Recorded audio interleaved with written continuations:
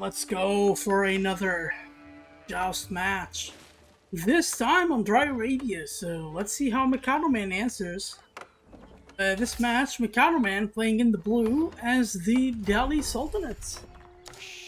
So we've got a mosque going, so it's an early mosque build, not an early mill build. So I think wheelbarrow this way gets researched a little bit earlier.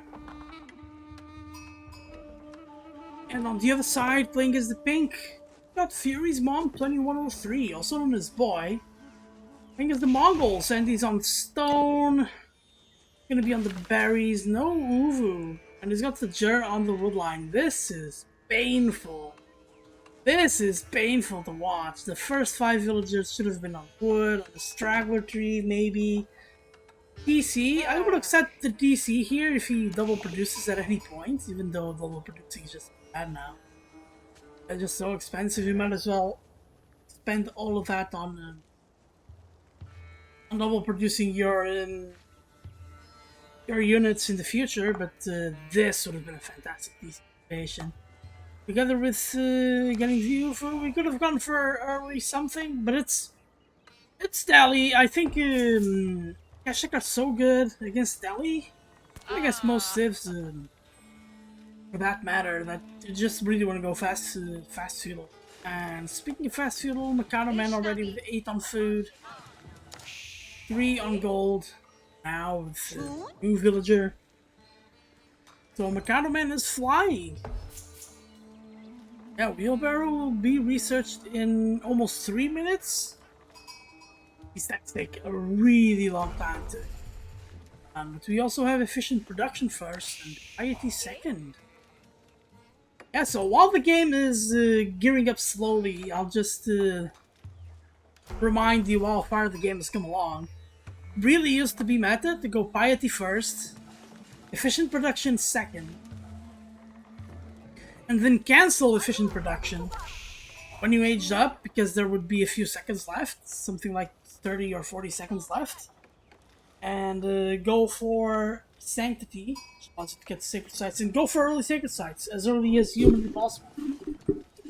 Why is this out of the meta though? Because efficient production is just so good at getting to the map that you get an easier time going for the sacred sites, and at that point, it's a little bit later in the game, yes, but at that point you're gonna have the 3 decks.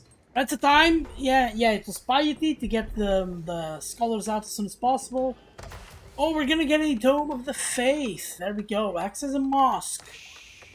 The scholars are 50% off, 50 gold off, not 50%, so they cost 80. We're getting a silver tree from BOI, building it with 5 villagers. Traditionally, we see 4 villagers, but, you know, whatever. I don't think, judging from the stone he has, I don't think he's double produced any villager.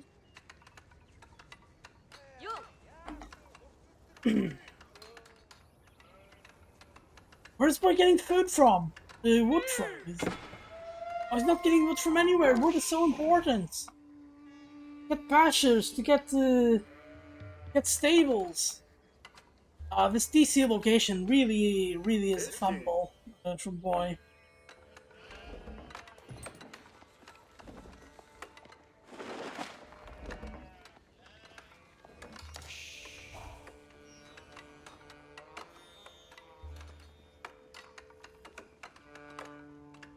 Oh, I was getting these stragglers so far away.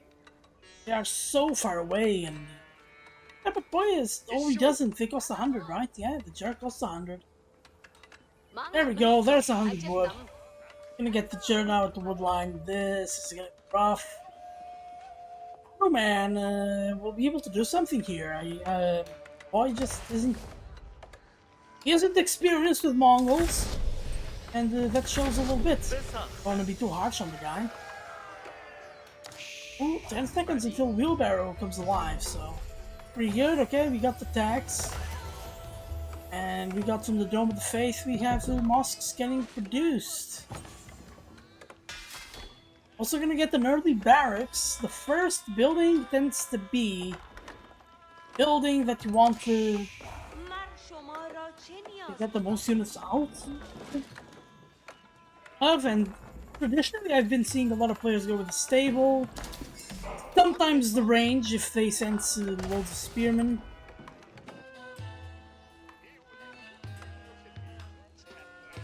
Let's see though, BOI isn't been spending his stone on double producing villagers, so this was worthless. Okay, we are getting a stable, so we are gonna see Keshiks in play here, and BOI is gonna set up trade with the silver tree, so get the trade set up the best way you can. Oh, and the Khan is gonna stay there, but for Mikadoman, he can just pull out the Scholar's Heal and get them back up, and loses minimal time.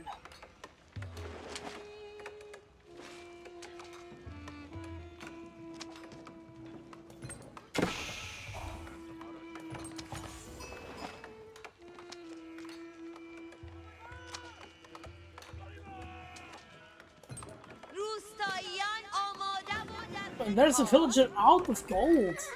I don't think Mikadoman needs this gold now. He just needs food and wood, especially food, to get his units out. And we have one blacksmith.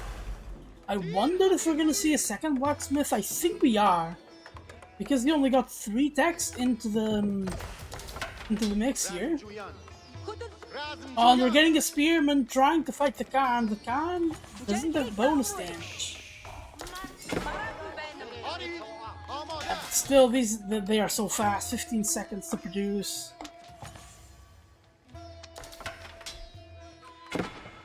What's BOI gonna be able to do? So the Keshik was correctly predicted. Not a tough prediction by any means. Still correctly predicted. What BOI needs to do now to react is keep producing the Keshiks and produce archers as well alongside, and that's what this range is for. That's what this range is for. We got traders. 59 gold per trip is pretty good. Oh, this trade post is so much better. Oh, this was so unfair. Because it's like 15 gold, we would be in the 70s. Oh, if BOI notices, he can trade here. We're getting a sacred set from Mikadoman, so BOI definitely needs to react.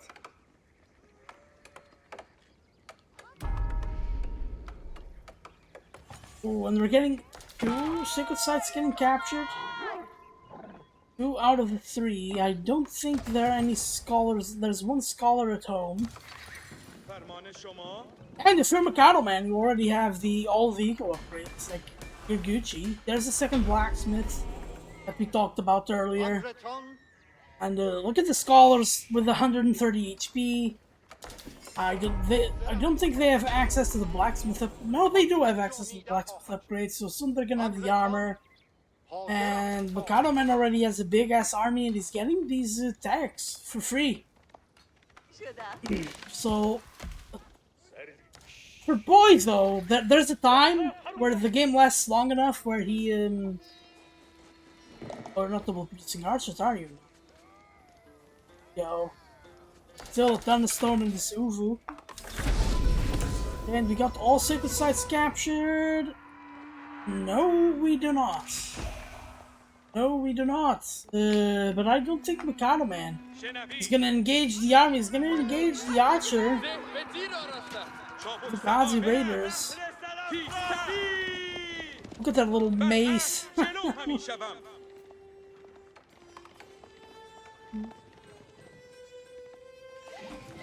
And Mikadoman can afford to send his army forward and just fight with the reinforcements. This wood line is extremely exposed. It could have been well protected if the PC was here. Keeping that in mind, so that's 1. Oh, this villager is gonna survive. Oh, BOI can't fight with the reinforcements. He has to wait. No, and Mikadoman knows. Mikadoman knows. Oh, nicely done. And I think BOI created an opening for himself.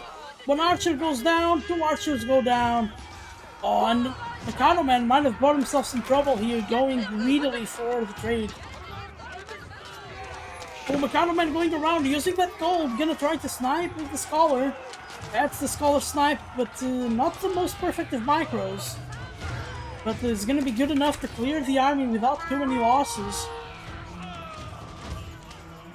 As good as those Ghazi Raiders are against armored units, just no match against the Vampire Lancers. And that's a defense for BOI. We got two villager kills from the woodline. The 0 traders got killed. That's a Kashik, not a trader. And we're starting to get our towers up. The towers will be providing the YAM network. Cavalry and traders near the outposts get a plus 15% speed boost for 10 seconds. That is pretty good. So BOI can get towers all along the trade routes, and that is just added economy because the traders will get in there faster. Oh, there's a tower with some villagers hidden inside. Oh no, the archers are slower. BOI needs to turn around, or not, or Mikadoman will do that for him. We've got Fit to the leatherwork coming in for Mikadoman, so Mikadoman is getting his timing to attack perfectly here. Got the +1 armor. He's gonna get the attack as well. He has the Sacred Sites again, but BOI's starting to clear them. BOI could also try to clear that one. Gonna throw in an Archer Scout? I would. But you know Delhi. Delhi will just mass army and feudal like it's nobody's business. But also we have a Compounder the Defender. And Mikadoman, for all the praise I've been giving him this match, he's floating a little bit of gold. So that's either a Dumbo in Castle Age, or it's just a bit of a misplay. Yeah, the Sacred Site is getting contested. It still generates gold, and this color will dip. If you're BOI, you really want to keep the archer in the Sacred Site. So center Sacred Site was cleared, so no more ticking clock. But in the meantime, yeah, but Mikadoman has no way of not acquiring the gold. Well, he had, just not getting the Sacred Sites, but then he wouldn't be Castle Age. Yeah, just queuing up everything. How long do these stacks take? 3 minutes to get Veteran Spearmen? Yeah, 3 minutes, so... 3 minutes... Oh, and this is BOI's time to fight! Oh, the archers are attacking the wrong unit! Oh, so many archers from both sides. The archers need to hit the spears. Kashyyyks are dying. BOI needs to really control them. Oh, and I think BOI's in the clear here. Oh, BOI's winning the fight. That's pretty good for him. Oh, BOI, just with ranged attack, is doing all of this damage. Oh, and BOI might be able to clear the tower, but ideally I think he wants to make a push and kill the archers. Definitely don't want to let your opponent just keep the archers here. Good job, my BOI, clearing himself of the Wololo, killing the villagers gathering deer, and that's a battle. Oh, that Scholar not garrisoning is rough. We're getting a massive raid. Definitely not over for Mikadoman, as he just needs to mass a little bit of an army, and with the free upgrades, that army could actually do something here. He doesn't have to spend resources there, but my goodness. This is... Oh, but this is rough for BOI as well. They gave up the Kashyyyk. Now the knight is just gonna get in there, and he could potentially clear the archers. We're getting archers from Mikadoman cleared, but is this good? Is this really what you want? And the PC is just belting away at the front units here. I think BOI's given up on him. However, you see the eco, and it's unfair. It honestly is unfair, but we're getting Lancers on the side of Mikadoman. Oh, we're getting a Kurultai. There we go. That's the Kurultai. Kurultai will grant healing and bonus damage. Or just extra damage. They deal with an additional 20% damage. Now, I think this is time for the second Uvo somewhere. This UFO would grant you more stone, but considering you have map control, I'd get this front one and just get my stables in there, just a double produce lane. But getting your stables in there will kill off some timing you have, but then you're double producing. So, take what you can get, is what I say.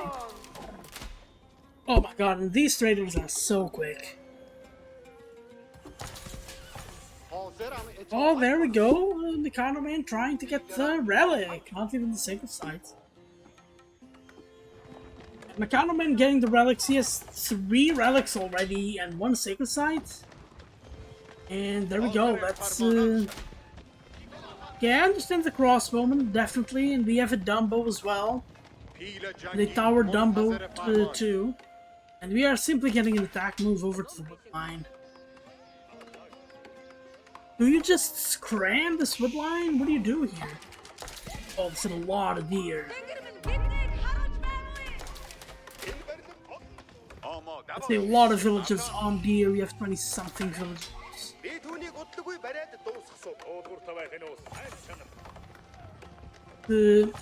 Both players using their resources, I think, equally well. Mikadoman just has a few more.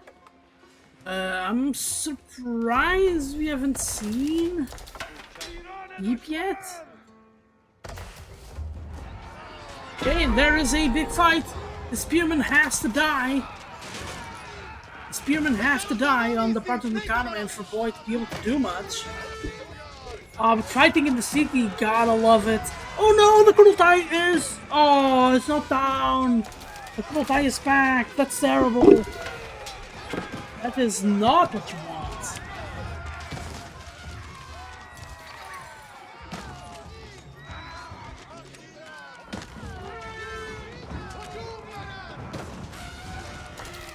Oh, now it's going up, but now, yeah, Mikadoman's just gonna tear it down. And BOI has 2 units.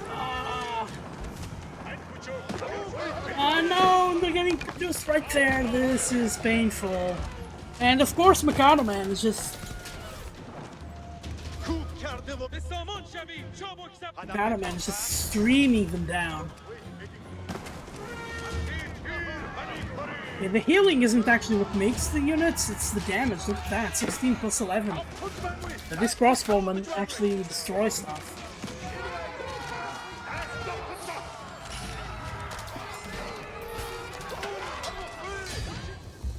And that's it! BOI calls it! BOI could not get any army going at this stage of the game.